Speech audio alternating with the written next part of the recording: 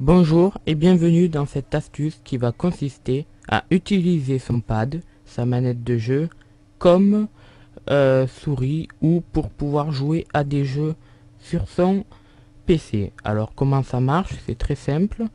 On va enregistrer les touches de votre pad pour en fait simuler votre clavier. Donc on va tromper les jeux en faisant semblant que notre clavier est un pad. Que notre pad est un clavier, voilà plutôt. Alors on va démarrer. Pour cela, il faut utiliser le logiciel Xpadder. Alors on clique sur la manette, New. Voilà. Alors là, pour démarrer, on clique sur Image. On choisit donc la photo de votre manette. Alors moi, c'est une manette Xbox pour PC. Alors donc, je vais prendre la manette. Voilà, je crois que c'est celle-là. Voilà. Alors, je vais utiliser celle-là. Puis je vais aller dans Stick. Je clique sur Enable et je choisis le premier stick. C'est-à-dire le mien, c'est celui d'en haut, celui-là. Alors je vais tourner vers la gauche. Hop. Et il est reconnu. Si vous voyez bien. Le haut. Voilà. Il est reconnu. Puis sur le stick numéro 2. À gauche, en haut. Voilà. Les sticks sont reconnus. Ensuite, on va utiliser les pads. Donc c'est la croix. Haut, bas, gauche et droite.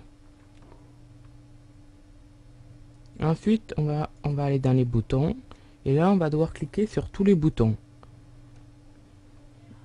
Là, on va cliquer sur celui-là. On va cliquer sur celui-là. On va cliquer sur le X, le Y, le B, le A. Je vais appuyer sur le stick droit. Je vais appuyer sur le stick gauche. Je vais appuyer sur pause et sur le bouton select. Alors là, je pense que j'ai appuyé sur tous les boutons.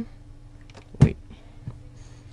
Ensuite, on va passer au trigger. C'est la molette derrière. Alors j'appuie enable.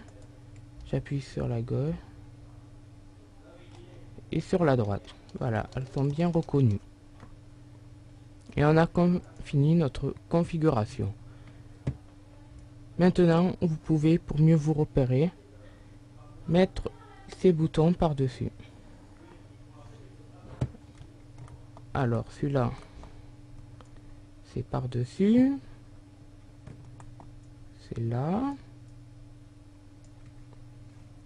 Le A, c'est celui-là. Le X, c'est celui-là.